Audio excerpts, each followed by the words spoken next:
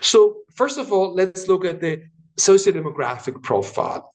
Socio-demographic profile means age, gender, where do people live, those sort of background characteristics.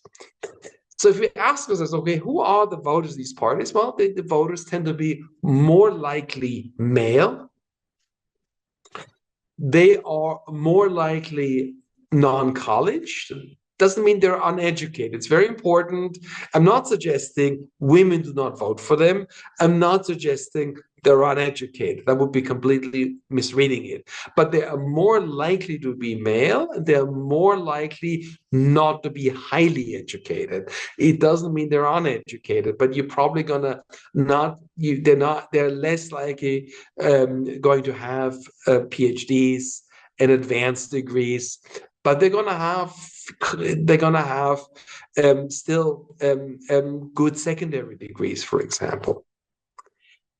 Their income tends to be medium to lower income, but they're not poor. So these are not the downtrodden poor who are unhappy and therefore vote for this party. It is actually the group above the really poor. They are employed, so they're not unemployed. They're not unhappy and can't find a job, so they're employed.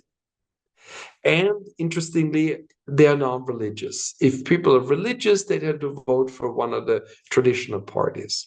So male, non-college, medium to lower income, employed, and non-religious. That's sort of in terms of the background characteristics. And these are also the people that, when it comes to the war in Ukraine, are the ones who are most likely going to support, do not support the sanctions. They would want the war to end, and they tend to be friendlier towards Russia.